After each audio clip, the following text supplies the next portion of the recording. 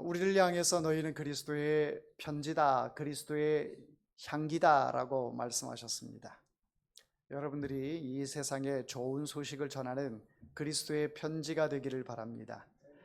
여러분들이 가는 곳곳마다 예수의 향기가 나고 선한 향기가 나고 정말 여러분들이 가는 곳곳에 만나는 사람들마다 여러분들로 하여금 예수의 향기가 저들에게 전해져서 저들이 그 향기에 취하기를 원합니다.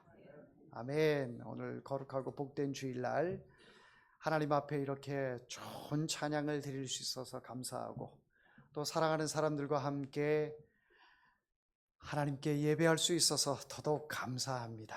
오늘 이 귀한 시간 여러분을 진심으로 환영하고 예배 시간을 통해서 하나님의 임재를 경험하고 하나님의 음성을 들으며 하나님께서 여러분들의 아픈 그 부위에 영적으로 육적으로 연약한 곳에 주님의 터치가 있기를 원합니다.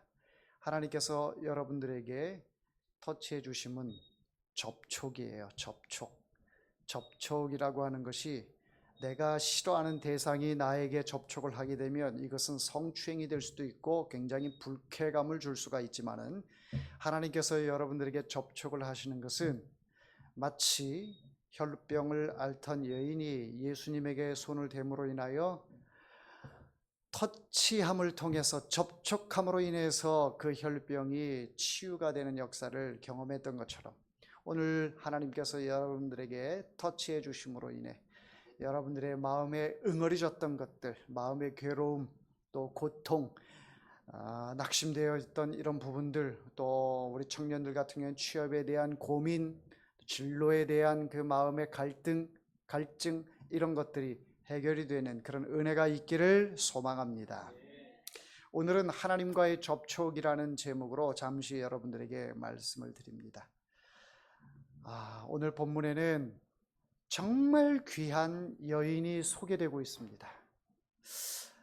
우리가 할 수만 있다면 이 여인처럼 정말 아름다운 믿음을 가졌으면 좋겠다. 정말 이 여인처럼 하나님을 진심으로 섬기고 더 깊은 그 믿음의 단계를 이 여인을 통해서 이 여인을 본받아서 우리도 그렇게 깊은 믿음을 소유했으면 좋겠다라는 그런 마음을 갖게 됩니다. 그 여인이 누구냐면 수넴 여인입니다. 수넴 여인. 당시에는 여성들의 이름을 잘 거론하지 않았어요. 그래서 어느 지역의 여인 뭐 이런 표현을 많이 썼습니다. 그래서 수넴 여인이 오늘 본문에 나오는데 이 여인의 믿음이 얼마나 좋은지 또 우리가 그냥 가만히 생각을 해서 이렇게 보면 이 여인의 믿음을 바라보면서 그렇게 좋은 믿음 같지는 않은데 깊이 있는 믿음 같지는 않은데 말도 함부로 하는 것 같고 성깔도 좀 있는 것 같고 자기의 그 생각이 아주 심지가 곧아서 두려워할 줄 모르는 이런 사람, 어떻게 보면은 조금 좀 보편적이지 않은 그런 여인을 볼 수가 있습니다. 그런데요, 우리는 겉모습을 보면서 판단을 많이 하는데 그 사람의 내면을 들여다보는 그런 이해안이 우리에게는 많이 부족하잖아요. 그러다 보니까 사람을 겉모습을 보고 이 사람은 이렇다 저 사람은 저렇다 이 비판의 시각으로 사람들을 판단하는 그런 경우들이 많이 있습니다. 그러나 하나님은 무엇을 보신다고요? 중심을 보신다. 하나님은 중심을 보십니다. 여러분들의 성격, 성질 있는 거 다 알아요. 성질 없는 사람은 어디 있겠어요? 그러나 여러분들이 나 성질 더러워 이렇게 생각할 수도 있고 그렇게 사람들에게 말을 할 수도 있겠지만은 여러분들 내면 가운데는 하나님을 정말 사랑하는 줄 믿습니다. 정말 하나님에 대한 그 사랑은 그 어떤 것과도 바꿀 수 없는 그런 믿음이 있는 줄 믿습니다. 네, 그렇습니다. 바로 이 수넴 여인이 그런 여인입니다. 어떤 게 좋은 믿음일까 늘 고민합니다. 우린 믿음이 좋은 사람이 되어야 합니다. 믿음이 있는 사람이 되어야 합니다. 하나님이 인정하는 믿음을 소유해야 합니다. 이렇게 생각하고 나도 믿음 좋은 사람이 되기를 하나님 바랍니다. 이렇게 소망하면서도 과연 믿음 좋은 사람이 어떤 걸까? 믿음 좋은 게 도대체 뭘까? 믿음이라는 게 뭘까? 여기에 대한 궁금증을 해소하지 못하며 또 계속해서 현재 진행형으로 더 믿음 좋은 사람이 되기를 바라고 더 믿음을 따라가는 우리들의 모습이 아닌가 싶습니다. 오늘 본문에 나오는 이 수넴 여인이 가난한 사람도 아니에요.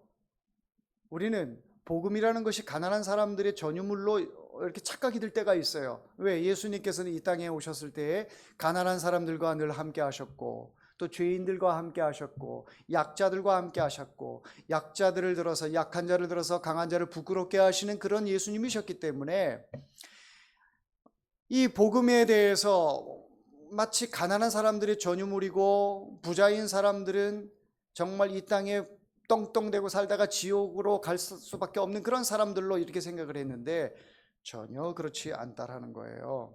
하나님은 누구든지 모든 사람들이 예수 그리스도를 믿음으로 말미암아 구원 얻기를 원하십니다. 다 하나님의 나라에 들어가기를 하나님은 원하십니다. 왜 그러시냐? 인간은 하나님의 자존심이기 때문에 그렇습니다. 인간이라는 이 존재들은 하나님께서 이 땅에 만든 창조물들 가운데 가장 걸작품이기 때문에 또 하나님의 형상을 인간에게만 부여하셨어요. 그래서 사람을 만들 때에 하나님의 형상을 따라서 사람을 창조했다라고 말씀하고 있습니다. 동물더러 또 저 바다 보고 하늘 보고 하나님의 형상을 따라서 만들었다 말씀하시잖아요. 유독 인간에게만 하나님의 형상을 따라서 만들었다. 그러니 인간을 바라볼 때에 하나님은 애틋한 마음이 있습니다. 인간은 하나님의 자존심이에요. 그러니 인간이 다 하나님 앞에 하나님의 나라에 들어가기를 하나님은 원하고 계시는 것이지요. 가난한 사람이라고 천국에 들여보내고 부자인 사람이라고 하나님은 차별하고 못난 사람, 잘난 사람, 배운 사람, 못 배운 사람 전혀 구분하지 않습니다. 하나님께서 보내신 예수 그리스도를 바라보면 불뱀에 물려서 높이 노뱀을 달아놓고 이 노뱀, 이 장대를 바라보는 이스라엘 백성들에게 다 뱀의 해독이 되어서 회복이 되었던 것처럼 죄로 물들어서 우리 죄로 오염이 되어 우리는 이 죄의 해독을 예수 그리스도를 통해서만 예수만 바라보면 이 죄의 해독제가 우리 몸에 온몸에 퍼져서 우리는 다시 회복되고 하나님의 백성으로 구원받은 백성으로 거듭나게 되는 줄 믿습니다. 자, 이 일을 통해서 우리에게 이렇게 하나님께서 인간을 너무너무 사랑하시는데 모두가 다 구원을 얻는다면 참 좋겠는데 그러나 누구든지 구원을 얻을 수 있지만 아무나 구원을 얻을 수는 없습니다. 아무나 구원은 얻을 수 없어요. 이 말에 그 말이 그 말 아니에요 라고 여러분들 생각할지 모르겠지만 다릅니다. 모든 사람들이 구원을 얻기를 원하지만 아무나 구원은 얻을 수 없다. 예수를 부인하는 사람, 예수를 팔아먹는 사람, 이런 사람 구원을 얻을 수 있습니까? 얻을 수 없죠. 예수 그리스도께서 하나님의 아들이요 그분이 하나님이심을 내 마음속에 믿고 예수를 영접하는 사람, 누구든지 문을 두드리면 마음의 문을 열고 예수님을 영접하는 그 사람들에게는 구원이 허락이 되는 거예요. 자, 오늘 구원이 여러분들 가운데 임했습니다. 오늘 예수 그리스도가 종의 입술을 통해서 여러분들에게 선포되어집니다. 여러분의 마음의 문을 활짝 열고 그동안 세상의 것들로 많이 채웠던 것들, 이런 것들 다 옆으로 치워놓고 예수 그리스도를 중앙에 모실 수 있는 여러분들 되기를 소망합니다. 예수가 나의 중심이고 예수가 나의 언어고 예수가 나의 행동이며 예수가 나의 나아가야 할 그 방향을 제시하는 그런 부분이 바로 우리의 온전한 믿음의 삶을 살게 되는 것입니다. 오늘 본문에 나오는 이 수넴 여인은 부자였습니다. 부자였어요. 성경에 보면은 이 나그네를 대접하라라고 말씀하고 있습니다. 이 수넴 여인은 나그네에 대한 그 대접을 항상 성경 말씀에 근거해서 나그네를 대접했습니다. 더욱이 그 나그네가 하나님의 사람이고 하나님의 종이라면 더없이 이 수넴 여인에게는 영광이었던 것이죠. 수넴이라는 그 지역과 갈멜산이라고 하는 그 지역, 또 사마리아 성이 있는 그 지역을 놓고 봤을 때 갈멜산이 있으면 수넴 지역이 있고 사마리아 지역이 있습니다. 그래서 이 갈멜산에서 주로 귀거하고 있는, 또 엘리야를 본받은 그 엘리사가 갈멜산에 종종 있었는데, 갈멜산에서 이 사마리아 성까지 가기 위해서는 그 중간에 어떤 경로가 있느냐면 수넴이라는 지역이 있습니다. 그래서 이 수넴 지역을 종종 지나다녔어요. 그러다 보니까 수넴 여인이 볼 때 하나님의 사람, 하나님의 종이 우리 집 앞으로 지나가, 너무너무 감동이 되는 거예요. 너무 이 귀한 발걸음인 거예요. 그래서 엘리사 선지자님, 우리 집에서 잠깐 쉬었다가 가시죠. 이렇게 음식도 대접하고 또 잠자리도 제공하고 이렇게 손님 대접을 아주 깍듯이 했습니다. 오늘날도 선교사님들이 오시거나 또 멀리 있는 분들이 이렇게 오시면 게스트하우스라고 해서 그 게스트하우스에서 이렇게 손님 대접하고 잘 귀거하고 가실 수 있도록 그런 장소를 마련한 그런 교회들도 종종 있습니다. 그런 것처럼 바로 이 수넴 여인의 집이 게스트하우스가 된 거예요. 이곳에서 엘리사 선지자가 잠시 머물면서 또 기도도 하고 또 하나님의 그 말씀도 받고 이런 아주 좋은 시간, 엘리사 선지자가 느낄 때에는 정말 사마리아까지 갈멜산까지 왔다 갔다 하는 그 경로 가운데 참 힘들고 배도 고프고 추위에 떨기도 하고 여러 정말 뭔가 좀 있었으면 좋겠다, 중간에 이런 게스트하우스 내가 좀 귀가할 수 있는 곳 있었으면 참 좋겠다, 그런 마음을 갖지 않았겠습니까? 그런데 그런 마음을 알았는지 몰랐는지 그거는 제가 알 수가 없으나 이 수넴 여인은 엘리사 선지자를 자기의 집으로 모셨습니다. 그리고 사실 없던 방을 만들었어요. 있는 방 중에 드린 것이 아니라 없는 방을 탁 꾸며서 위층에다가 탁 만들어서 엘리사 선지자님 이곳에서 쉬었다 가시고 기도도 하시고 또 회복도 하시고 그렇게 하십시오. 책상도 놓고 의자도 놓고 촛불도 놓고 이렇게 해서 여러 가지로 이 엘리사 선지자가 귀가하면서 불편함이 없도록 이렇게 많은 것들을 제공해 주었습니다. 그 엘리사 선지자가 너무너무 고맙잖아요. 이 여인의 그 마음이 이 섬세하면서도 나를 대접하고 내가 하나님의 사람이다 라고 인정하면서 공경하는 그 모습에 감동이 되었습니다. 자, 감동이 되었으면 어떤 마음이 들겠어요? 그 여인에 대한 고마운 마음, 뭔가라도 좀 해주고 싶어 하는 그 마음 들지 않겠습니까?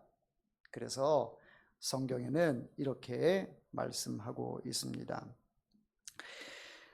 오늘 성경을 한번 보도록 하겠습니다. 13절 말씀에 보면 엘리사가 자기 사환에게 이르되 너는 그에게 이르라 내가 이같이 우리를 위하여 세심한 배려를 하는도다. 내가 너를 위하여 무엇을 하랴? 내가 너한테 뭔가 도움을 주고 싶은데 너가 가지고 있는 소망이 뭐냐? 부족한 게 뭐냐? 라고 묻습니다. 왕에게나 사령관에게 무슨 구할 것이 있느냐 하니, 이 말은 뭐예요? 얼마 전에 이스라엘과 또 남유다와 에돔과 이 세 나라가 모압이라는 나라와 함께 연합 전선을 이끌고 모압과 전쟁을 했습니다. 그런데 7일 동안 있으면서 물이 부족해가지고 지금 이 연합군들이 지게 생겼단 말이에요. 자, 이럴 때에 여호사밧이 이야기를 하죠. 여호람 왕에게 당신 그 가운데에 선지자 없습니까? 라고 묻죠. 그랬더니 엘리사라는 사람이 하나 있긴 한데 그럼 엘리사 선지자에게 우리가 갑시다. 그래서 이 세 왕이 엘리사 선지자에게 가서 이 전쟁에서 하나님께서 승리하게 하시겠습니까? 패하게 하시겠습니까? 이 전쟁을 어떻게 보십니까? 라고 물었더니 엘리사 선지자가 아주 대노를 했죠. 지난주에 여러분들 기억하시죠? 아니 당신네들이 섬기는 바알에게 가서 묻지, 당신네들이 섬기는 아세라 신에게 가서 묻지 왜 나에게 와서 묻느냐. 호통을 쳤습니다. 그럼에도 불구하고 호통을 쳤는데도 돌아가지 않지요. 엘리사 선지자님, 하나님께서 어떻게 말씀하시는지 우리에게 말씀해 주세요. 엘리사 선지자가 하나님께 기도함을 통해서 모압과의 전쟁에서 승리케 됩니다. 자, 그렇다 보니까 엘리사 선지자에게는 하나님께서 역사하신 거지만 나를 통해서 이 전쟁에서 승리하게 되었잖아요. 그러다 보니 이 수넴 여인을 도와주고 싶은데 내가 가지고 있는 것은 없으니 이 여인에게 도와줄 것이 없어요. 그래서 내가 왕의 힘을 빌어서 또 사령관, 군대 장관의 힘을 빌어서 그들에게 말만 하면 그들이 당신을 도와줄 것이다. 내가 그 정도의 능력은 있다. 전쟁에서 승리케 한 1등 공신 아니냐. 그렇다 보니 당신이 부족하다라고 뭔가를 갖고 싶다 얘기를 하면 내가 왕에게 또는 군대 사령관에게 이야기를 해서 당신의 부족분을 채워주겠다라고 이야기를 합니다. 자, 여러분 같으면 어떠시겠어요?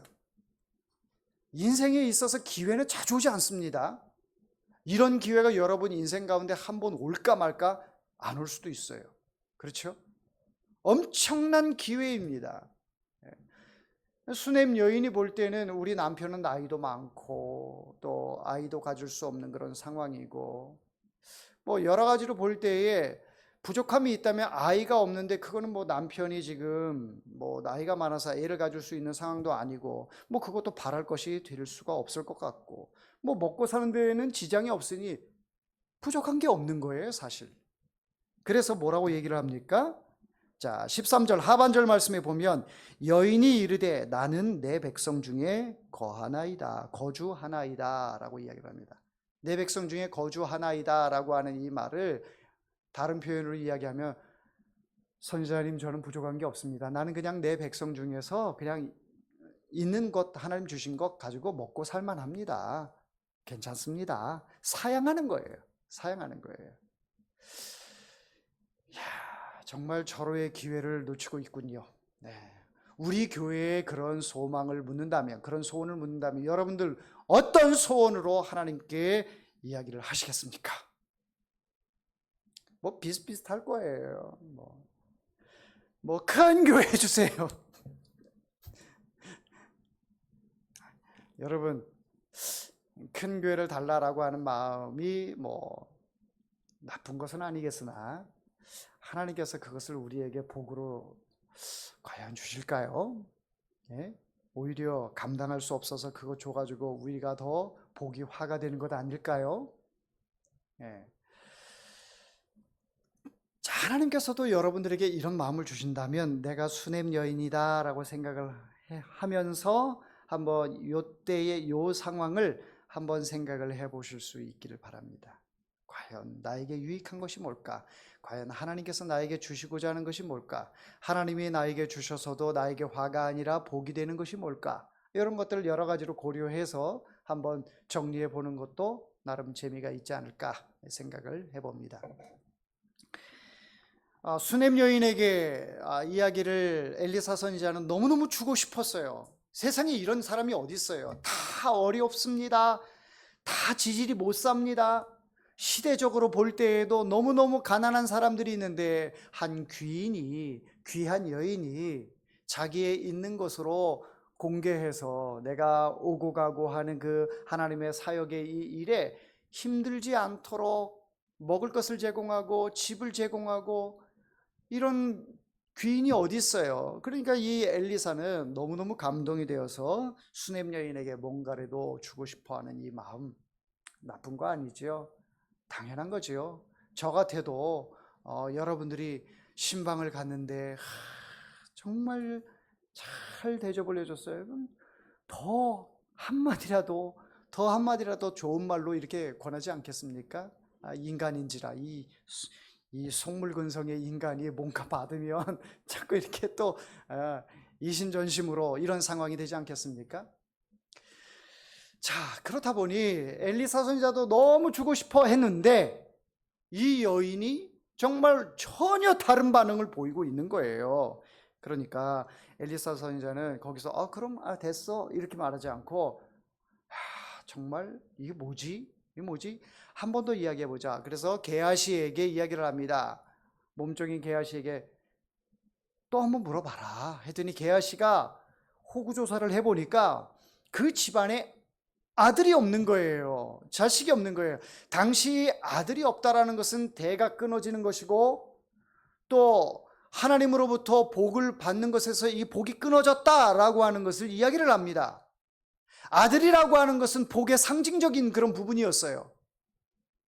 이게 어느 나라도 다 마찬가지인 것 같아요. 아들을 달라고 아들을 달라고. 요즘은 아들 필요 없죠. 이렇게 말하면 안 되는데 아들 소중합니다. 그러나 딸들도 아들 못지않게 소중합니다. 딸들도 참으로 귀합니다. 자, 당시에는 이 우리나라에서도 있었던 것처럼 남존여비 사상이 너무너무 심했고 또 남자들을 통해서 모든 그 대를 이었고 가업을 이었고 또 복의 상징적으로 이렇게 생각을 했기 때문에 아들이 없다라는 것은 하나님으로부터 복을 받지 않은 것이고 또 수치를 가지고 있는 여인이다, 낙인이 찍힌 그런 상황이었습니다. 아들이 없는 게 남편의 잘못인지 아내의 잘못인지 그건 누구도 몰라요. 그러나 모든 책임은 여자가 갖게 되어 있어요. 이런 일들이 왜 일어납니까? 억울하지요. 남자가 씨가 없을 수도 있는데.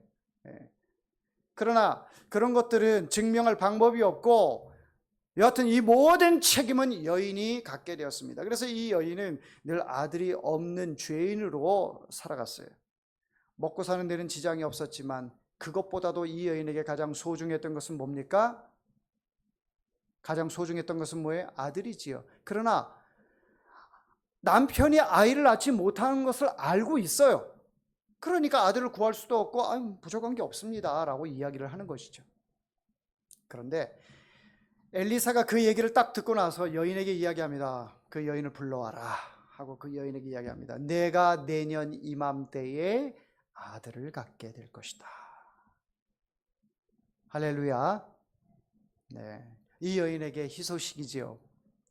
마치 이 상황을 보면 창세기 18장에 보면 천사가 아브라함에게 내가 아들을 낳을 것이다 라고 이야기할 때에 사라가 뒤에서 숨어서 그 얘기를 듣고 나서 피식 웃었어요. 예. 왜 웃어요?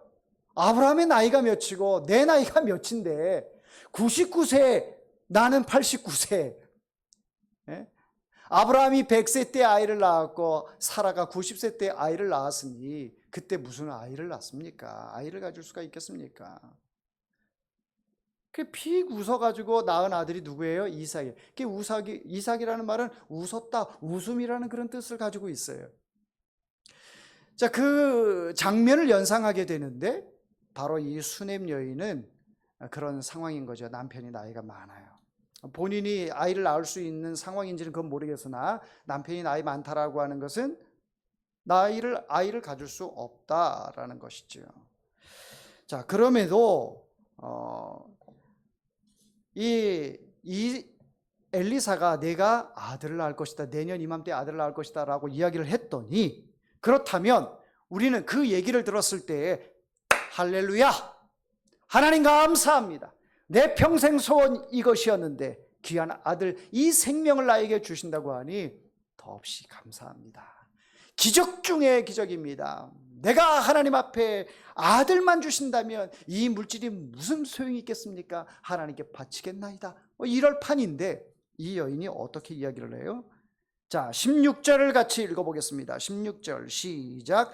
엘리사가 이르되 한 해가 지나 이때쯤에 내가 아들을 안으리라 하니 여인이 이르되 아니로소이다. 내 주 하나님의 사람이여 당신의 계집종을 속이지 마옵소서. 당신의 계집종을 속이지 마옵소서. 여러분 한번 보십시오. 9절을 한번 봐요. 9절 같이 읽어봅니다. 여인이 그의 남편에게 이르되 항상 우리를 지나가는 이 사람은 하나님의 거룩한 사람인 줄을 내가 아노니. 하나님의 거룩한 사람이다 라고 이렇게 이야기를 했어요. 그래서 그 하나님의 거룩한 사람이 우리 집에 귀거하고 또 하나님의 일을 위해서 떠나가는 것에 대한 무한한 영광을 가지고 있었던 사람이에요. 그러니까 엘리사가 하나님의 거룩한 사람, 하나님의 능력의 사람, 이것을 알고 있어요. 또 봤잖아요. 모압과의 전쟁 때에 엘리사의 그 역할을 이 수넴 여인이 알고 있잖아요. 그러니까 하나님의 거룩한 사람이라고 하는 것을 신앙 고백처럼 이야기를 했는데, 지금 16절에는 당신의 계집종을 속이지 마옵소서라고 이야기를 하는 것은 거짓말하지 마세요. 거짓말하지 마세요. 나 농락하지 마세요. 라고 이야기를 합니다.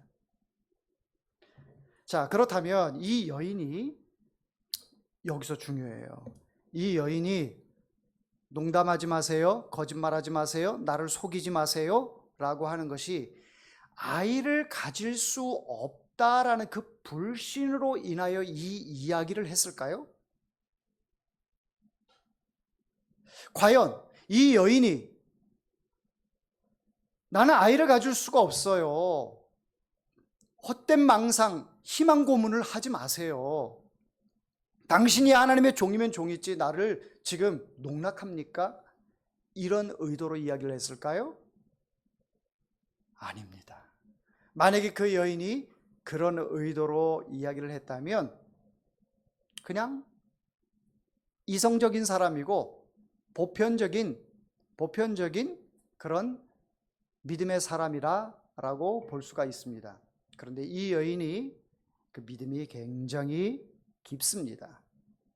부하게 살았음에도 불구하고 하나님을 향한 그 믿음은 어찌 보면 선지자보다 더 깊은 하나님과의 내밀한 관계가 있었다 보여집니다.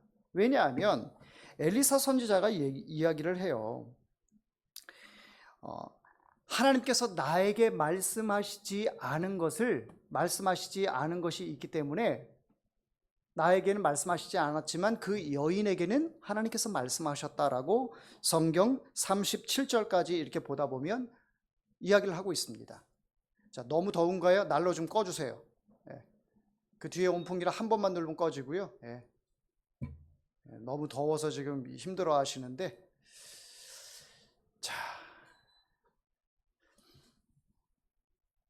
자, 이 엘리사 선지자가 이 여인을 보면서도 우리가 본문 읽은데 그 뒤로 쭉 읽다 보면 그런 내용들이 나와요. 하나님께서 나에게 말씀하시지 않은 것을 이 여인에게 알게 하신 부분이 있다.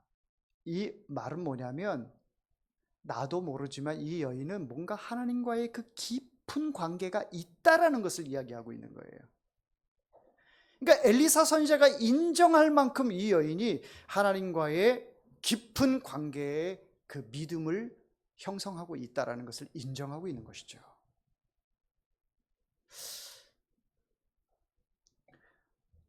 어떻게 이런 믿음이 이 여인에게 있을까? 그럼 이 여인이 당신의 계집종을 속이지 마옵소서라고 하는 이 말이 어떤 깊이 있는 믿음의 고백일까라는 것을 우리는 묻지 않을 수 없죠. 자, 이 여인은 아들이 필요하지요. 당시에 많은 사람들이 수군되고 또 아이를 갖지 못한 것에 대한 그 수치감이 있는 사람입니다. 그럼에도 아이를 구하지 않습니다. 아이를 구하지 않아요. 무엇을 얘기하느냐? 하나님께서 나에게 아이를 주시지 않은 그 자체가 하나님께서 나에게 주신 복이다라고 생각을 하는 거예요. 누구나 다 아이를 구하고 누구나 다 돈을 원하며 누구나 다 건강을 원하지만 나는 돈이 없어도 나는 아이가 없어도 나는 건강하지 않아도 그 자체가 하나님께서 나에게 주신 복이다라고 이 여인은 믿고 있는 것입니다. 그런데 엘리사가 내년 이맘때에 네가 아들을 갖게 될 것이다. 하나님께서 주시는 것에 대해서 내가 막을 도리는 없습니다. 하나님이 주신다면 그 자체로 하나님이 나에게 주신 복이라 여기겠습니다. 아이를 주지 않아도 하나님께서 그 자체로 나에게 주시는 복이다라고 저는 믿습니다. 이 여인이 이런 신앙을 가지고 있는 거예요. 그런데 1년 뒤에 어떻게 됐습니까? 아들을 낳았어요. 아들을 낳았어요. 이 여인이 엘리사에게 아들을 달라고 기도해 주세요 얘기하지 않았어요. 나 속이지 말라. 나 아들 안 줘도 됩니다. 하나님이 나의 하나님이고 내가 하나님의 딸인 것은 변함없는 사실이니 그것으로도 족합니다. 대단한 믿음 아닙니까? 자, 그런데 이 여인에게 하나님께서 엘리사 선지자의 그 간구를 통해서 아들을 주셨는데, 그러면 이 아들을 정말 아브라함이 이삭을 볼 때 얼마나 이뻤습니까? 얼마나 귀합니까? 백세에 낳은 아들이니. 이 수냄 여인도 마찬가지예요. 뒤늦게 낳은 아들, 나에게는 씨가 없다라고 생각했는데 아들을 얻었으니 얼마나 귀합니까? 그런데 이 아들이 깡총깡총 뛰어다니면서 재롱 피우고 아주 이쁜 짓 하고 막 이러는 그런 때에 아버지에게 갔다가 그만 아이고 내 머리야, 아이고 내 머리야, 머리가 아파서 머리가 깨질 것처럼 그 고통을 호소합니다. 그러니까 아버지가 아들을 볼 때 머리가 아파가지고 너무너무 고통스러운 그 모습을 보니까 얼마나 안타까워요. 빨리 엄마에게로 데리고 가라 해서 엄마 무릎에 이 아이를 안고 있는데 이 아이가 시름시름하더니 그만 죽고 맙니다. 오늘날로 얘기하면 어떤 병일까요? 뭐 열사병 뭐 이럴 수도 있습니다. 그런데 이 아이가 죽었어요. 내가 달라고 하는 아들도 아닌데 이 아들을 또 걷어갔어요. 얼마나 마음이 아프겠습니까? 마음이 괴롭겠어요. 천하를 다 잃은 거죠. 천하를 다 잃은 거예요. 그런데요, 여기서 또 이 여인의 엄청난 믿음이 나타납니다. 엄청난 믿음이 나타나요. 이 여인이 남편에게 이야기를 합니다. 내가 갈멜산에 있는 엘리사 선지자에게 다녀오겠습니다. 나귀 하나 준비해 주세요. 그래서 나귀를 타고 이제 남편은 아들이 완전히 죽은 것을 잘 몰라요. 지금 그냥 아프다라는 그 정도로만 생각을 하고 있어요. 아이가 죽은 걸 모르고 남편에게 아이가 죽었습니다 애통해하는 이런 표정도 짓지 않아요. 그리고는 나에게 나귀를 하나 주세요. 그리고 종을 데리고 종에게 이야기를 합니다. 내가 말하기 전까지 나귀의 발걸음을 멈추지 말고 엘리사 선지자 있는 데까지 직진해라 이야기를 합니다. 그래서 엘리사 선지자까지 있는 곳까지 이제 계속 가는데 멀리서 엘리사 선지자가 보니까 저기에 수냄 여인이 오는 거예요. 그래서 자기의 몸종에게 아니 저 여인이 수냄 여인 아니냐? 너무너무 반가운 거지요. 그러면서 수냄 여인이 가까이 왔을 때 내가 평안하냐? 내 남편이 평안하냐? 내 아들이 평안하냐? 라고 묻습니다. 자, 그렇다면 이 여인이 지금 이 아들이 죽은 상태에서 평안합니까? 평안해요? 자, 26절을 한번 읽어봅니다. 26절 같이 읽어봅니다. 너는 달려가서 그를 맞아 이르기를 너는 평안하냐? 내 남편이 평안하냐? 아이가 평안하냐? 하라 하였더니 여인이 대답하되 평안하다. 사람의 이성의 한계치를 뛰어넘습니다. 우리가 갖고 있던 이 믿음이라고 하는 것들이 너무너무 초라해 보입니다. 우리는 믿음이 있다라고 생각을 합니다. 하나님에 대한 절대 주권. 그래서 그 믿음이 있는 것을 가지고 하나님 앞에 자꾸 나의 욕구를 채우기 위한 기도를 합니다. 믿음이 있다라고 하는 사람일수록 하나님 앞에 자기의 욕구 충족을 하나님께 요구하는 것을 볼 수가 있습니다.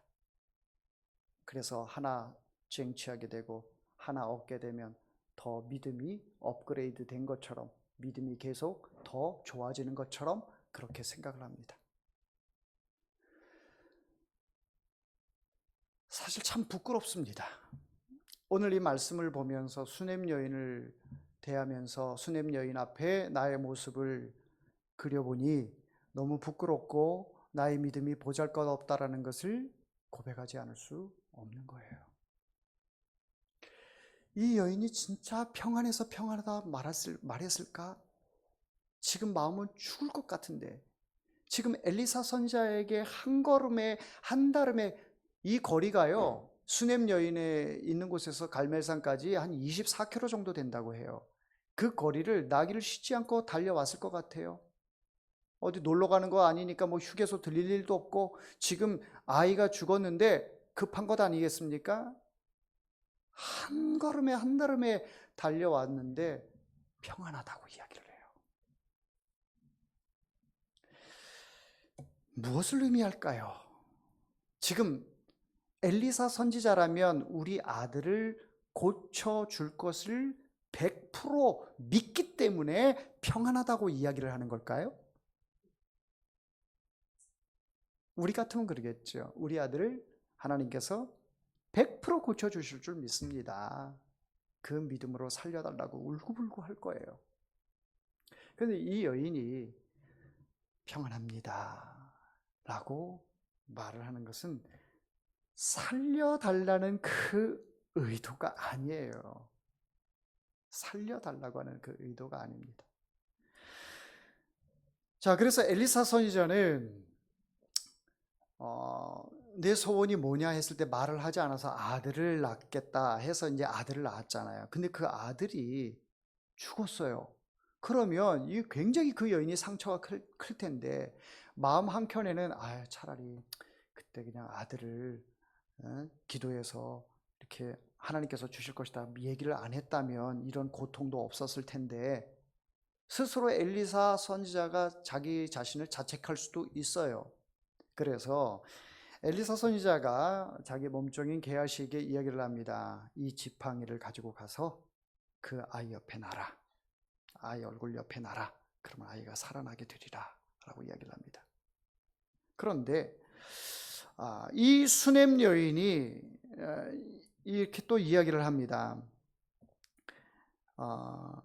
자, 27절부터 한번 보면, 산에 이르러 하나님의 사람에게 나아가서 그 발을 아는지라. 게하시가 가까이 와서 그를 물리치고자 하며 하나님의 사람이 이르되 가만두라. 그의 영혼이 괴로워하지만은 하나님께서 내게 숨기시고 이르지 아니하셨도다. 아까 제가 말씀드렸던 거예요. 나에게는 숨겼지만 이 여인이 하나님께서 뭔가 지금 하나님과의 은밀한 관계가 있다라고 하는 것을 이제 말씀하고 있는 것이고, 자, 28절에 이 여인이 이야기를 합니다. 여인이 이르되 내가 주께 아들을 구하더이까? 나를 속이지 말라고 내가 말하지 아니하더이까? 아니, 요 뉘앙스만 딱 보면 엘리사 선지자 멱살 잡고 내 아들 살려내, 아들 살려내, 뭐 이런 것 같아요. 그러나 그게 아니에요. 그게 아니에요. 자, 그게 아니고 29절에 보면 엘리사가 게하시에게 이르되 내 허리를 묶고 내 지팡이를 손에 들고 가라. 사람을 만나거든 인사도 하지 말고 사람이 내게 인사할지라도 대답하지도 말고 내 지팡이를 그 아이 얼굴에 놓으라 하는지라. 이 당시에 길거리 가다가 아는 사람 만나면 인사하면 한 10분씩 인사를 했대요. 이거 뭐 그냥 묻는 게 되게 많아요. 한 10분 정도 있다가 인사하고 가는 게 이게 관례였는데, 그러니까 인사도 하지 말고 아는 척도 하지 말고 직방으로 그 수넴 여인 집으로 가라라고 이야기를 하는 거예요. 그랬더니 30절에 아이의 어머니가 이르되 여호와께서 살아계심과 당신의 영혼이 살아계심을 두고 맹세하노니 내가 당신을 떠나지 아니하리이다. 이 말은 뭐냐면, 지팡이 가지고 가서 아이를 살리는 게 이게 중요한 게 아니다. 그게 중요한 게 아니고 내가 하나님의 사람 당신을 떠나지 않기를 원합니다. 아이를 살려달라는 이 말이 없어요. 당신을 떠나지 않기를 원하나이다. 그러니까 엘리사 선지가 그 말을 탁 캐치했어요. 종을 통해서 지팡이만 가지고 가서 아이를 살리는 것에만 목적이 있는 게 아니구나, 이 여인이. 아이를 그냥 단순히 게하시에게 명해서 지팡이 가지고 가서 있으면 아이가 낳는데, 그러면 이 여인이 여기까지 달려온 그 목적을 이루는 것 아닌가 생각을 했었는데, 이 여인이 당신과 함께 하겠다라고 하는 것은 아이를 살리는 그것만이 목적이 아니라 하나님과 이 아이와 하나님과 나와 우리 가정과 함께 접촉점을 지금 원하고 있는 것이구나. 하나님이 우리와 접촉하고 그 접촉함의 그 깊이가 더 깊어지고 하나님과의 이 관계가 더 넓어지는 것을 여인이 원하고 있는 거예요. 단순히 지팡이로 하여금 아이가 낳았다. 와, 할렐루야, 기적이다. 사람들은 기도하면서 기적을 체험해요. 그런데 기적을 체험하고 나서 하나님을 떠나는 경우들이 너무 많습니다. 그러나 이 여인이 원하는 것은 그게 아닌 거예요. 아이가 비록 죽었고, 아이가 살지, 죽을지, 지금 죽음으로 끝날지, 그건 몰라요, 이 여인이. 단, 하나님께서 이 일을 통해서도 우리를 버리지 않으시고 우리가 하나님과의 관계적인 면에서 이 접촉적인 부분에서 더 넓어지기를 원합니다. 주의 종인 당신이 우리 집에 오기를 원하나이다. 당신과 함께 하기를 원하나이다. 이 얘기를 하고 있는 거예요. 그러니까 엘리사가 그 여인의 말을 탁 깨닫고 나서 이제 직접 갑니다. 직접 가요. 처음에는 게하시 종만 지팡이 보내서 보냈는데 직접 갑니다. 직접 가보니까 어때요? 아이가 죽어 있어요. 싸늘한 죽음으로 되어 있어요. 그런데 이 아이를 어디다 뉘었는지 아세요? 게스트하우스. 엘리사 선지자가 거하는 그 방에다가 딱 놓았던 거예요. 엘리사 선지자가 머물던 그곳에 아이를 놓고, 그래서 이 엘리사 선지자가 딱 들어가서 어떻게 합니까? 아이와 눈과 눈을 맞추고 입과 입을 맞추고 손과 손을 맞추고 몸과 몸을 맞춰서 이 아이에게 딱 놓고 있으면서 하나님께 기도합니다. 그리고는 또 나와서 또 한 바퀴 이렇게 돌다가 또 가가지고 아이에게 똑같이 눈을 맞추고 입을 맞추고 손을 맞추고 몸을 맞추고 그 아이 위에 엎드립니다. 자, 이런 가운데 이 아이가 재채기를 7번 하더니 깨어납니다. 할렐루야.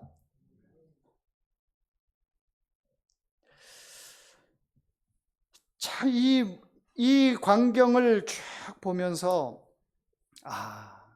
엘리사 선지자도 이 수넴 여인을 보면서 감동을 했을 것 같아요. 단지 자기 아들을 살리는 것이 목적이 아니라 하나님께서 늘 하나님의 종을 통해서 이 가정과 늘 그 접촉점이 끊어지지 않고 계속해서 하나님과의 관계가 이어져 가는 것, 이것이 중요하다라는 것을 엘리사 선지자가 깨닫고 감동을 많이 먹었을 것 같아요. 오늘 말씀을 스토리적인 그런 부분들을 여러분들에게 말씀을 전하면서 의미를 찾고자 합니다. 이 수넴 여인이 가졌던 이 믿음, 보편적인 믿음 결코 아닙니다. 우리가 흔히 일상생활 가운데 생각하는 그 믿음이 아닙니다. 사랑하는 성도 여러분, 수넴 여인을 보면서 우리는 그런 믿음을 지금 현재의 믿음에서 더 한 단계 더 나아가서 마치 주의 종도 감동할 만한 그런 믿음의 장성한 분량에 이르는 여러분들이 되기를 원합니다. 우리는 흔히 뭐가 있으면 그 뭐가 있는 것으로 인해서 만족하면서도 거기에 완전 만족하지 않고 더 갖기를 원하고 더 욕심으로 더 위로 올라가기를 원합니다. 9개 가진 사람이 10개 갖기를 원하고요. 또 우리 아이들이 학교에 들어가면 더 좋은 대학에 가기를 원하고요. 좋은 대학에 가면 좋은 데 취직하기를 원하고요. 또 배경 좋은 배우자를 만나기를 원하고요. 이 땅에서 잘 먹고 잘 사는 것을, 우리의 욕심은 끝이 없습니다. 끝이 없어요. 그런데 이 수넴 여인의 이 요구 조건들 아무것도 요구하지 않은 가운데서도 그 자체만으로도 하나님께서 주신 것에 대한 만족과 감사가 있는 것에, 여기에 아주 깊이 있는 믿음을 우리는 발견할 수가 있고요. 여러분들이 정말 이 땅에 살면서 많은 꿈을 가지고 있을 겁니다. 그 꿈을 향해서 열심히 노력도 하고 또 자녀들 뒷바라지도 하고, 또 뒷바라지뿐만 아니라 거기다 뭐까지 해요? 기도도 하지요. 우리 아이들을 정말 잘 되기를 위해서 기도 부탁도 하고 스스로 기도도 하고 열심히 아이들이 잘 되기만을 바라는 그런 기도를 하게 됩니다. 그런데 더 중요한 것은 하나님과의 그런 것들이 없다 할지라도 하나님과의 은밀한 관계, 이 접촉 관계, 이것이 끊어지지 않는다면 다른 것들은 하나님께서 다 채워주세요. 할렐루야. 예, 내가 원하지 않는 것까지도, 요구하지 않는 것까지도 하나님께서 다 채워주심을 오늘 이 수넴 여인을 통해서 우리가 보게 됩니다. 헤어롬교회 성도 여러분, 여러분들의 이 신앙, 이 믿음이 이제부터는 내가 갖고 있었던, 너 과거에 신앙생활해 왔던 이런 모든 단계들, 이런 것들 다 내려놓으세요. 나는 어린아이와 같고 난 믿음이 없는 사람이에요. 다 베이스에 밑에 내려놓고 믿음이 있는 척 하지 말고, 신앙의 연륜이 있는 척 하지 말고, 직분자라고 해서 뭔가 있는 것 척 하지 말고, 뭐 아는 척 하지 말고, 하나님 앞에 겸손하게 지금 있는 상태에서 하나님께 감사할 수 있는 여러분들 되기를 바랍니다. 기도하겠습니다.